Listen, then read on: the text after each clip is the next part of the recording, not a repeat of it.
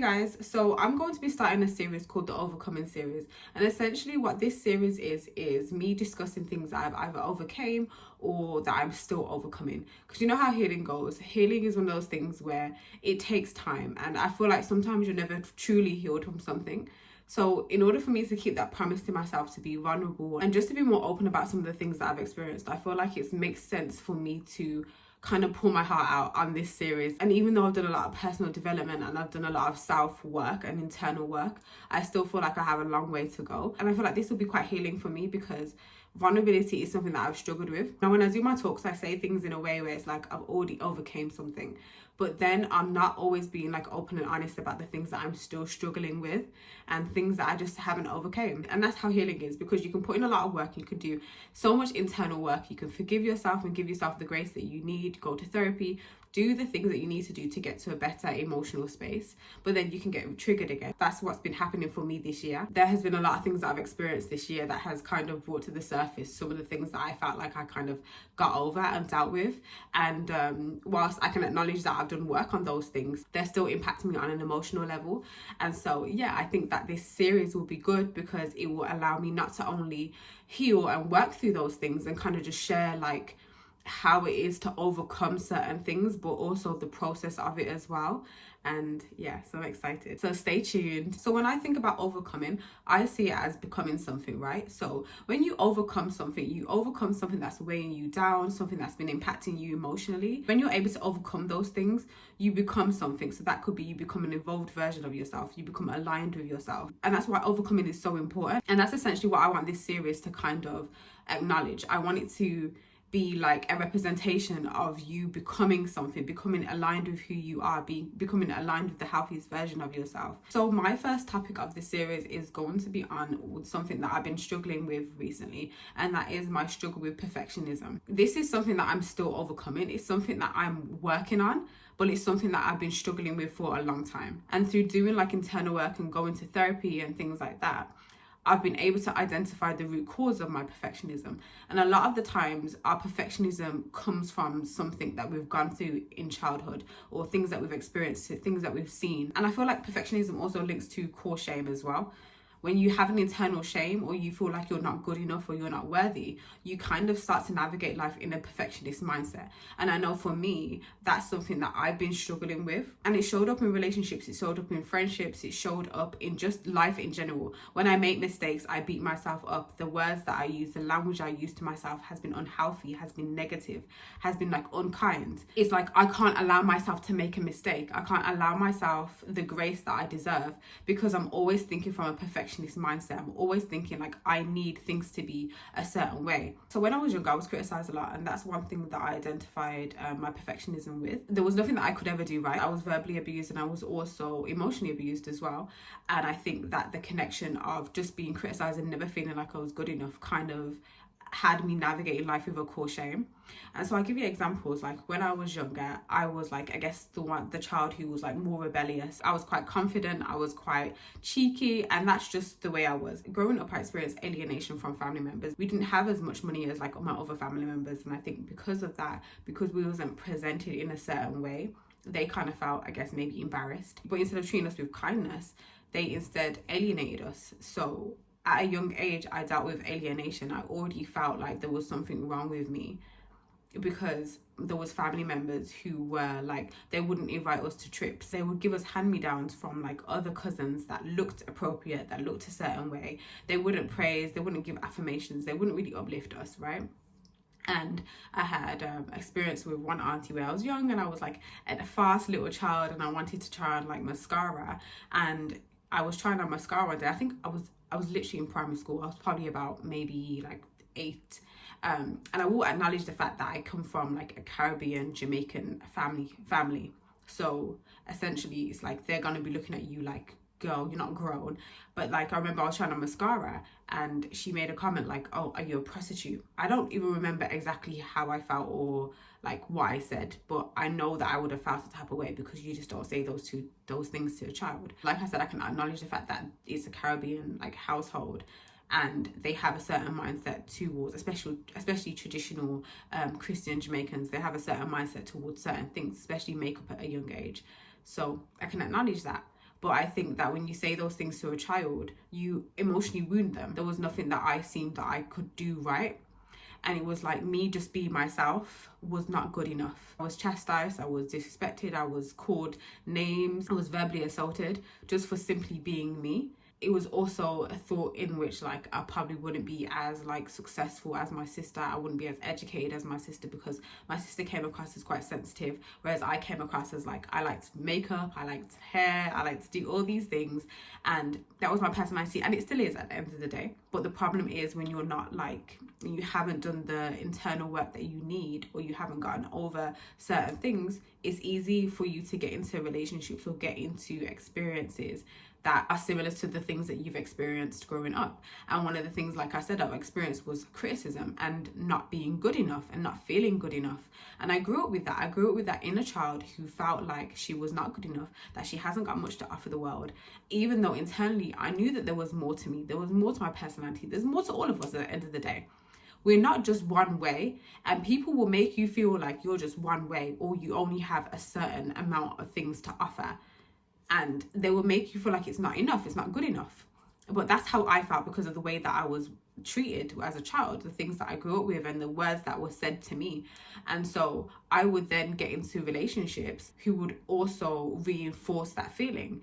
I was not good enough for them. They would always have a criticism, and it just reinforced that wound and reinforced the feeling. And because it related to my dad, because obviously I'm in relationships with men and I'm seeing similarities and seeing some traits, I'm like, oh, maybe it's true. Maybe it's right. Maybe I'm not good enough. Maybe I need to be perfect. Maybe I need to prove myself. Maybe I need to always show up in a way that satisfies someone else, that makes them feel like I'm good enough. And that was my mindset. I navigated with that mentality, but it didn't only just show up in relationships or the type of like men that I decided to be with. It showed up in the way that I treated myself, the things that I allowed, the things that I accepted, even the things to this day, the way that I speak to myself when I do make a mistake. It's easy for me to go to like, oh, you're dumb, you're silly, you're stupid. When I make mistakes, then to be like, oh, you know what, it's a mistake, it is what it is. It's easy for me to go to that first like way of being, as opposed to treating myself with grace and kindness, because that's what I'm used to. Those are the narratives, those are the words, those are the language that I was fed. And a lot of the times when we're like wounded and we do certain things that kind of are reflective of how we were treated or the things that we went through when we were younger, and we feed ourselves narratives, a lot of the times those words or those behavioral patterns or traits did not come from us. They didn't stem from us. They didn't start from us. They stemmed from imperfect people or other people, like our family members, our parents. And we've now taken on board those things. We're repeating those behaviors, we're repeating those words, we're repeating those habits. And that's essentially what I was doing to myself. And in your developmental years as a child, you're still developing emotional intelligence. You're still trying to understand the world, understand the people around you. You're personalizing things. It's so hard for children not to personalize certain things. Like a child will personalize being called stupid, being called dumb. A child will personalize being alienated or rejected because what else can they do? It's an automatic feeling that you have when the people that are supposed to be looking after you and loving you and caring for you to now personalize what they're doing because you love them and you're looking towards them as people that are supposed to be there for you. You have those expectations as a child. So because of my experiences, I just grew up with this perfectionist mindset, and I just always felt like I wasn't good enough. I was seeking people to validate me or to tell me that I'm good enough and to tell me that I'm worthy, because I just didn't feel that within myself. And so like as an adult, I get triggered when I make mistakes, because the problem with perfectionism is that when we make mistakes, that mistake reminds us that we aren't good enough.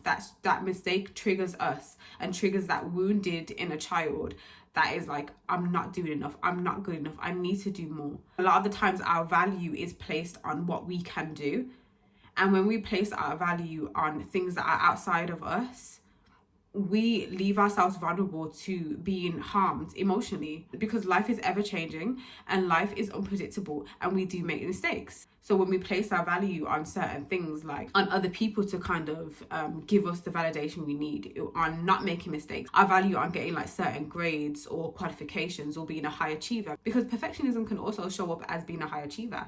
being a high achiever and trying to always prove yourself in that way, and being perfect in like your career, in your job, in your business, making money, doing certain things that you place value in, because that makes you feel like a whole person. It makes you feel worthy, right? So then when things don't go your way, or you fail in certain instances, because life, right? That's what happens.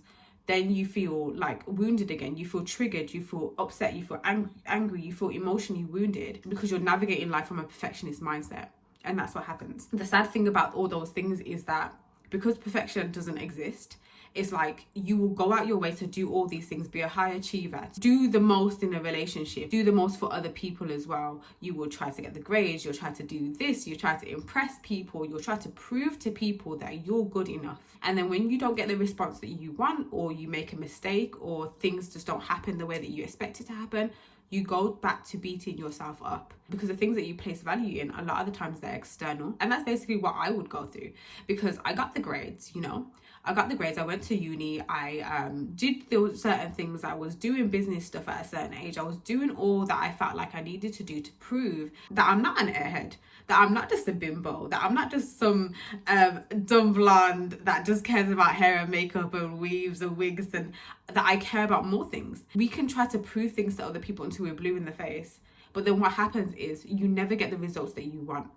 Especially when you're trying to prove things to people that are the ones that have harmed you in the first place, the ones that have neglected you in the first place, the ones that have criticized you in the first place, the ones that have put you in an emotionally wounded position where you're now having to heal and work through those things, because you're trying to prove yourself to those people, and those people aren't the ones that you need to prove anything to. It's you, it's yourself, it's me. I am the only person that I need to prove these things to. And we put ourselves in a place where we can get like emotionally triggered when we're trying to spend our lives trying to prove ourselves to the people that harmed us. It's not healthy. And I'm still overcoming it. So it brings me back to the overcoming, because it's still something, it's a journey, it's a challenge, because these things because perfectionism radiates into so many different aspects of our lives. Because once you have that wound, once you have that core shame, feeling like you're not good enough, it means that you now have to kind of work through that. And it takes time. It takes time to overcome perfectionism. It means that you have to try to stop yourself from using certain language. When you find yourself beating yourself up when you've made mistakes, when you find yourself having to do the most to prove yourself to people who don't deserve it, or when you see yourself trying to prove yourself or prove your worthiness to people, it also means that you have to remind yourself that you're worthy of grace, you're worthy of compassion. You have to accept that you're still going through your journey, and there are some wounds that you have, but I feel like the focus should also be on trying to heal that wounded inner child, because a lot of the times when we're re-triggered, it's because it's our wounded inner child that's triggered. It's that inner child that doesn't feel like they're good enough. It's that inner child that's nervous, that's scared, that's worried. It's that inner child that feels like that doesn't feel like they're enough, that doesn't feel seen, doesn't feel heard, doesn't feel worthy. And so sometimes it just starts from trying to kind of understand what that inner child is feeling, the pinnacle moments within your childhood that made you feel like that, kind of brought on those feelings of unworthiness, that of shame, of embarrassment, of sadness, of rejection, things that brought on your perfectionism. Essentially, it's looking at those moments within your childhood that can give you an indication of like, this is where this might have stemmed from. Because there's a lot of moments in my childhood that I can kind of remember not feeling like I was good enough. I can remember feeling like I wasn't worthy, and feeling like, and just remembering some of the things of the languages that was used, the words that were said to me from like my parents or other family members that made me feel like, yeah, I don't have much to offer the world. Like, I'm not worthy of like love or acceptance. And I also feel like perfectionism can tie in with like self-acceptance, because I think that when we accept ourselves, accept who we are, accept what we have to offer the world, accept our value, just accept ourselves, our whole selves, including the ugly parts that we don't like, including the difficult things that we found hard to accept. When we accept ourselves, we don't look at ourselves in a way in which we have to be perfect, because self-acceptance is knowing that you're not perfect, is knowing that you're an imperfect person. But despite that, you're still worthy of love. I know it's something that I'm still overcoming because I have to remind myself to speak to myself kindly. I have to remind myself to give myself grace and compassion. When we're able to do that to ourselves, when we're able to give ourselves grace, when we're able to not try to prove ourselves to other people, we're able to kind of come back to ourselves, you know? We live in alignment with our authentic self. Our authentic self is someone who does make mistakes. Our authentic self is someone who is imperfect. And so how are we navigating life in an authentic way if we're not able to identify the fact that we are imperfect, if we're not able to live within the present moment and to accept those things about ourselves and be okay with it? When we have a perfectionist mindset, that impacts the ability to do that. But like I said, overcoming is becoming. And becoming aligned with your authentic self means to overcome or work through your perfectionism.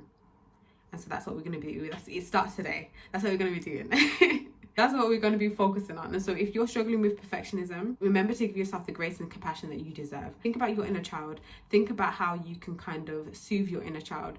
Think about certain moments within your childhood that were detrimental to your emotional well-being, to your self-esteem, to your self-worth, the way you viewed yourself, the things that you thought about yourself. Think about the words that were used to you as a child, or the way that people approached you, spoke to you, treated you as a child or growing up. And think about how they relate to you now in the present moment and how you now treat yourself. But together we'll overcome our perfectionism. Thank you for watching and listening to this video, and I will see you in my next overcoming episode.